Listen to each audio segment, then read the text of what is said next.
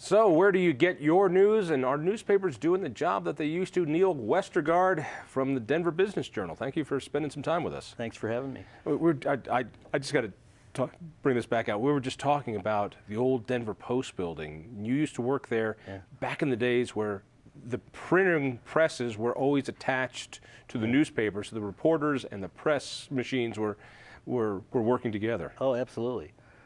More than one occasion I had to go down and talk to the press foreman and say, we got a really big story here, we have to hold up the pages.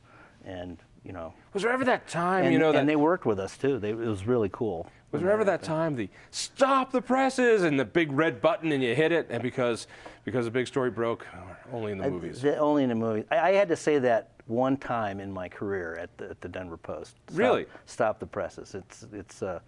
It's too long a story to go into, but I'll tell you about it sometime. It's a riot. So today, all you could say is, don't hit the send button, because it all goes off to some big printer, and that's where it's not done. nearly as romantic as it was back in the day. You could actually feel the presses when you were working. Well, and you could smell the ink. The mist was in the air duct system. People who were drawn to journalism, there was this. It's kind of like guys who love radio.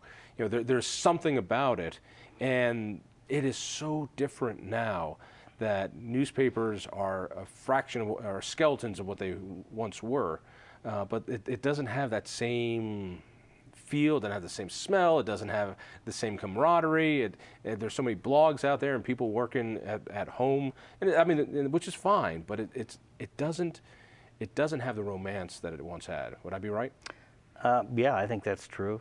I think the act of communication and informing people is still the same. It's just done in a different way, and there's a lot more voices, as you say, with bloggers and social media and things like that.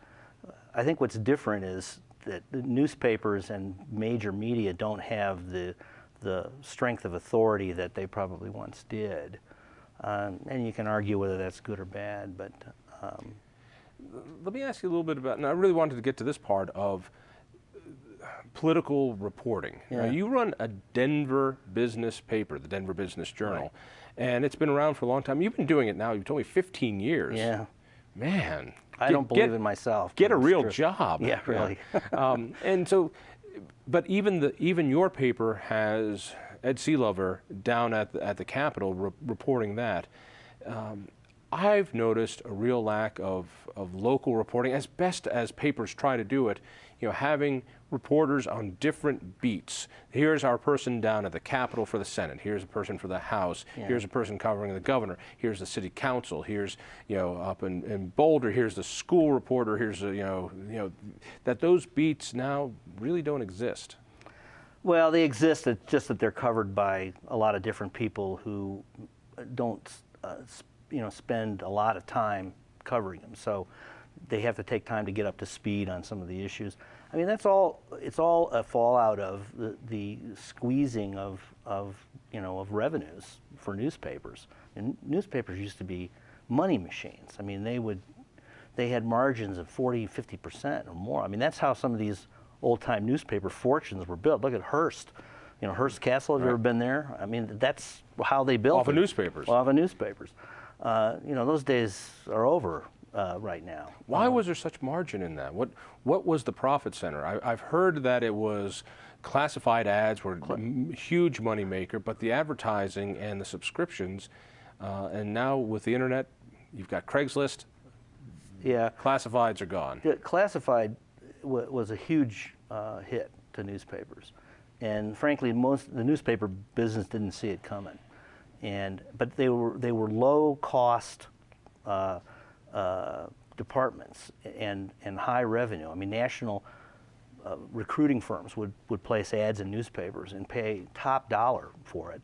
And you'd have somebody taking the ad, and there just weren't a lot of costs associated with it. So when that went away, when Monster.com and the other employment services came out, and Craigslist. I mean, that's how you went to the newspaper. You had to sell your bicycle or your car or something like that. Those days are over. Damn you, internet! How dare you? What are we going to see more? I mean, the Denver Business Journal has been around forever, it seems. How long has it been around? It was first published in 1948. So we just passed our what is that, our 65th anniversary. So you can it started after the war when there really wasn't. So the journal can finally get some Social Security benefits. That's great. But I mean that's a niche newspaper. You know, it is not just a business paper; it's a Denver business paper. So you're following a lot of, you know, this company's doing this, the Chamber of Commerce wants to do that. Here's this guy opening, and a lot of those, not want ads, but a lot of the announcements. There's been a change of leadership from here to here to here to here. We'd like to welcome this person. People taking out ads. I see journalism getting more fractured like that. Maybe more with websites.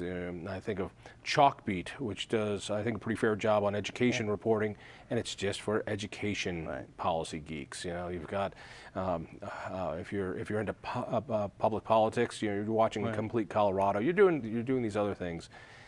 Is that where we're going?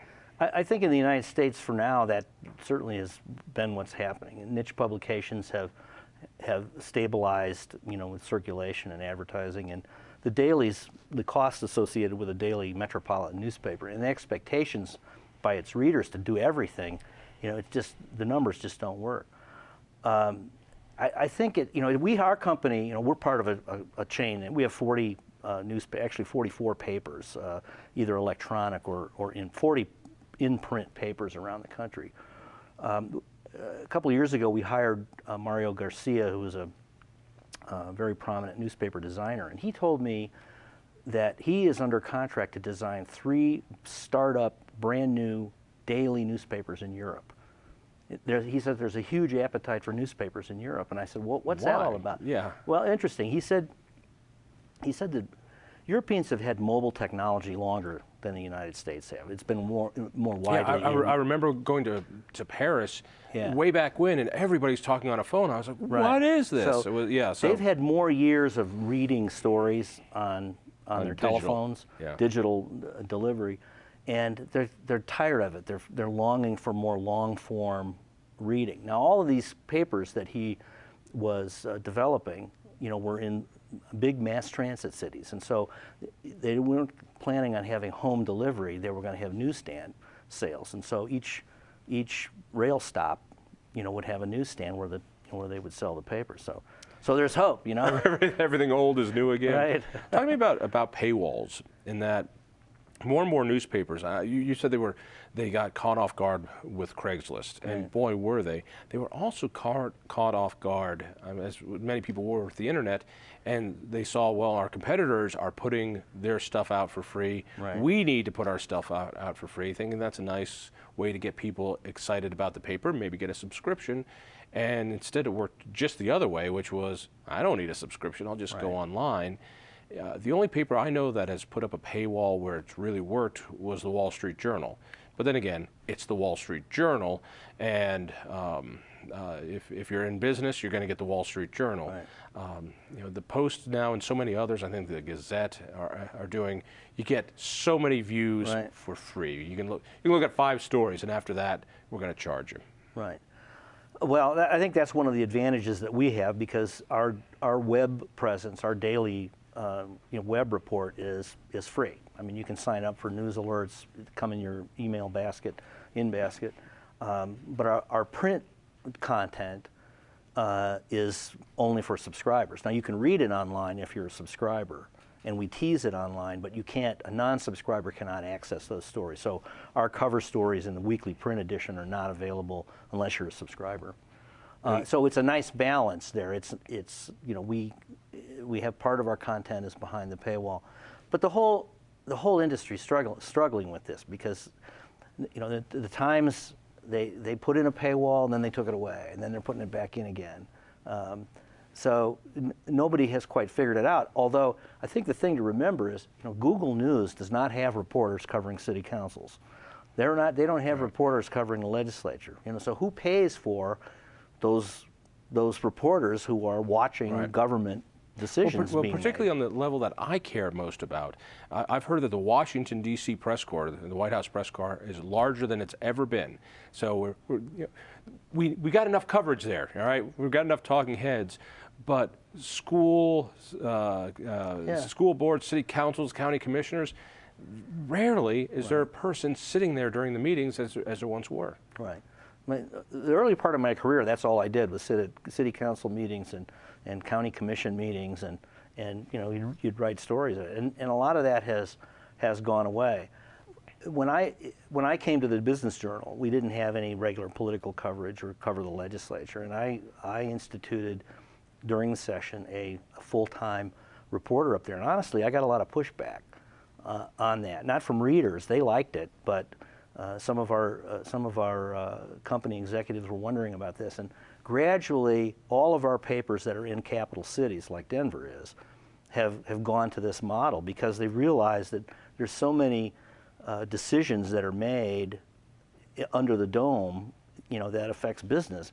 I took an executive of our company up there once, and I said, "See all those people around the chambers hanging on the rail there? Those are lobbyists. Who pays for the lobbyists? Business." So there's a natural interest in there. And again, Ed Seelover's your guy down there, Yeah. and he does. I'm not going to compliment him. He'll go to his head, so we'll just leave it at that. Hey, Neil, thank you so much. I appreciate it. And I appreciate you spending some time with us. Check me out on KHOW Radio on the weekends. Look for the Independence Institute at independenceinstitute.org. Tell a friend. We'll see you next week.